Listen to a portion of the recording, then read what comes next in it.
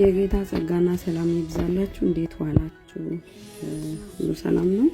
ጌታ ይባረክ። ትንሽ ቆይቻለሁ፣ ግን ትንሽ ቢዚ ነበርኩኝ። ግን ጌታ መልካም ነው። አሁንም የጌታን ቃል እናነባለን። ጌታ ስሙ ይባረክ። የሐዋርያት ሥራ ምዕራፍ 16 ላይ ደርሰናል። ጌታ ስሙ ለዘላለም ይባረክ። በክርስቶስ ኢየሱስ ስም አነባለሁ። ወደ ደርቤንና ወደ ልስጥራን ደረሰ። እነሆም በዚያ አንዲት ያመነች አይሁዳዊት ልጅ ጢሞቴዎስ የሚባል አንድ ደቀ መዝሙር ነበር። አባቱ ግን የግሪክ ሰው ነበር። ለእርሱም በልስጥራንና በኢቆንዮን ያሉ ወንድሞች መሰከሩለት። ጳውሎስ ይህን ከእርሱ ጋር ይወጣ ዘንድ ወደደ። በእነዚያም ስፍራዎች ስለነበሩ አይሁድ ይዞ ገረዘው።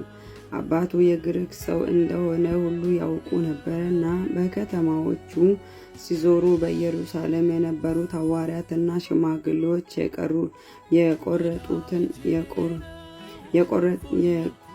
የቀረጡትን ሥርዓት ይጠብቁ ዘንድ ሰጧቸው። አብያተ ክርስቲያናትም በሃይማኖት ይበረቱ ነበር፣ በቁጥርም ዕለት ዕለት ይበዙ ነበር።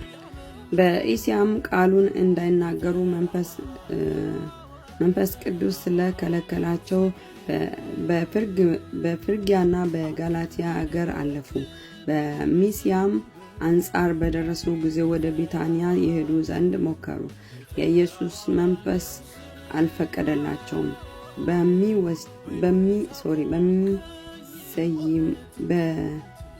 በሚሰያሚ አጠገብ አልፈው ወደ ጢሮአዳ ወረዱ።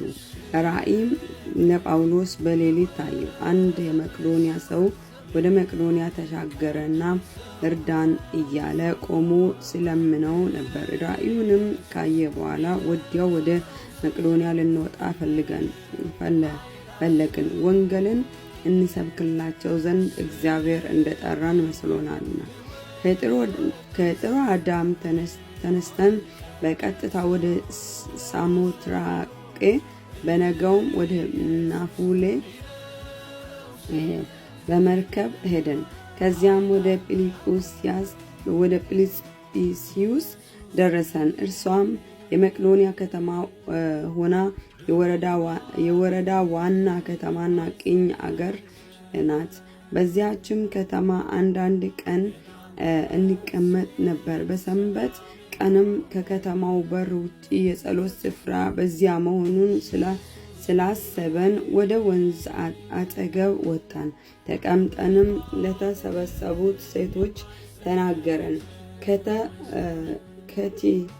ከቲያጥሮን ከተማም የመጣች ቀይ ሐር ሻጭ እግዚአብሔርን የምታመልክ ሊዲያ የሚሏት አንዲት ሴት ሰማ ነበረች። ጳውሎስም የሚናገረውን ታዳምጥ ዘንድ ጌታ ልቧን ከፈተላት። ጋር ከተጠመቀች በኋላ በጌታ የማመን እንዲሆን ከፈረዳችሁልኝ ወደ ቤቴ ገብታችሁ ኑሩ ብላ ለመነችን። በግድም አለችን። ወደ ጸሎትም ስፍራ ስንሄድ የሟርተኝነት መንፈስ የነበረባት ለጌቶቿም እየጠነቆለች ብዙ ትርፍ ታመጣ የነበረች አንዲት ገረድ አገኘችን። እርሷም ጳውሎስንና እኛን እየተከተለች የመዳንን መንገድ የሚነግሯችሁ እነዚህ ሰዎች የልዑል አምላክ ባሪያዎች ናቸው ብላ ትጮህ ነበር። ይህንም እጅግ ቀን አደረገች። ጳውሎስ ግን ተቸገረና ዘወር ብሎ መንፈሱን ከእርሷ እንድትወጣ በኢየሱስ ክርስቶስ ስም አዝሃለሁ አለው። በዚያም ሰዓት ወጣ። ጌቶቿም የትርፋቸውን ተስፋ እንደወጣ ባዩ ጊዜ ጳውሎስንና ሲላስን ይዞ ወደ ገበያ በሹማምንት ፊት ጎተቷቸው። ወደ ገዢዎችም አቅርበው እነዚህ ሰዎች አይሁድ ሆነው ከተማችንን እጅግ ያናውጣሉ፣ እኛም የሮም ሰዎች ሆነን እንቀበላቸውና እናደርጋቸው ዘንድ ያልተፈቀደልንን ልማዶች ይናገራሉ አሉ። አብረው ተነሱባቸው። ገዢዎችም ልብሳቸውን ገፎ በበትር ይመቷቸው ዘንድ አዘዙ። በብዙም ከደበደቧቸው በኋላ ወደ ወህኒ ጣሏቸው። የወህኒንም ጠባቂ ተጠንቅቆ እንዲጠብቃቸው አዘዙት። እርሱም የዚህን አይነት ትእዛዝ ተቀብሎ ወደ ውስጠኛው ወህኒ ጣላቸው። እግራቸውንም በግንድ አጣብቆ ጠረቃቸው። በመንፈቀ ሌሊት ግን ጳውሎስና ሲላስ እየጸለዩ እግዚአብሔርን በዜማ ያመሰግኑ ነበር። እስረኞቹም ያዳምጧቸው ነበር። ድንገትም የወህኒ መሰረት እስኪናወጥ ድረስ ታላቅ የምድር መንቀጥቀጥ ሆነ። በዚያን ጊዜም ደጆች ሁሉ ተከፈቱ፣ የሁሉም እስራት ተፈታ። የወህኒውም ጠባቂ ከእንቅልፉ ነቅቶ የወህኒው ደጃፎች ተከፍተው ባየ ጊዜ እስረኞቹ ያመለጡ መስሎት ራሱን ይገድል ዘንድ አስቦ ሰይፍን መዘዘ። ጳውሎስ ግን በታላቅ ድምፅ ሁላችን ከዚህ አለንና በራስ ክፉ ነገር አታድርግ ብሎ ጮኸ። መብራትም ለምኖ ወደ ውስጥ ሮጠ። እየተንቀጠቀጠም ከጳውሎስና ከሲላስ ፊት ተደፋ። ወደ ውጪም አውጥቶ ጌቶች ሆይ እድን ዘንድ ምን ማድረግ ይገባኛል አላቸው። እነርሱም በጌታ በኢየሱስ ክርስቶስ እመን፣ አንተና ቤተሰቦችም ትድናላችሁ አሉት።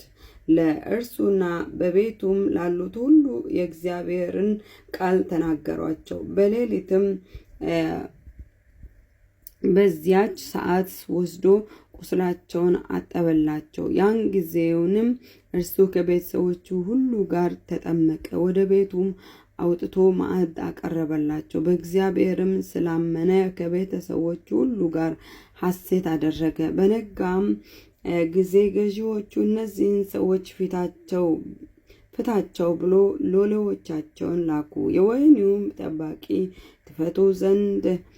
ትፈቱ ዘንድ ገዢዎቹ ልከዋል። እንግዲህ አሁን ወጥታችሁ በሰላም ሂዱ ብሎ ይህን ቃል ለጳውሎስ ነገረው። ጳውሎስ ግን እኛ የሮም ሰዎች ስንሆን ያለ ፍርድ በሕዝብ ፊት ደብድቦ በወህኒ ጣሉን። አሁንም በስውር ይጥሉናልን?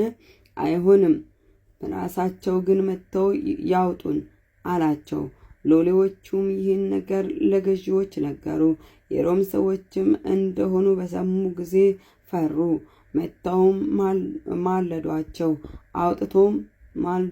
አውጥተውም ከከተማ ይወጡ ዘንድ ለመኗቸው። ከወህኒም ወጥተው ወደ ሊዲያ ቤት ገቡ። ወንድሞችንም ባዩ ጊዜ አጸኗቸውና ሄዱ ይላል። ጌታ ኢየሱስ ስሙ ለዘላለም ይባረክ። እንግዲህ በወንጌል ምክንያት እነ ጳውሎስ መከራን ተቀበሉ። ነገር ግን መከራን በመቀበላቸው ጌታ ደግሞ አልተዋቸውም። መከራ ተቀበላችሁ ምንም አይደለም ብሎ አልተወም። እነሱ እያመለኩ እያሉ መንፈስ ቅዱስ ስሙ ለዘላለም ይባረክ። ያሉበት ወህኒ መሰረት ተናወጠ። እንዲሁም ደግሞ ብርሃን በወህኒ ቤት በራ። የእያንዳንዱ የጳውሎስና የሲላስ ብቻ አይደለም የተፈቱት ማለት ነው። እያንዳንዱ ሰው ያለበት እስራት ከእጃቸው ከእግራቸው ላይ ወደቀ። ጌታ ስሙ ለዘላለም ይባረክ። እንደዚህ በልዩነት እንድናመልክ፣ በልዩነት እንድንኖር፣ በልዩነት እንድንወጣ፣ በልዩነት እንድንገባ ጌታ ኢየሱስ ይርዳን። አምልኮም ስናመልክ በልምድ ሳይሆን በእውነት ጌታን በመምሰል በእውነት እግዚአብሔርን ወንጌል ለሱ ዋጋ እየከፈለን እንድንኖር ጌታ ኢየሱስ ይርዳን። ቀናችሁ ብሩክ ይሁን። ወዳችኋለሁ። ዘመናችሁ ይባረክ።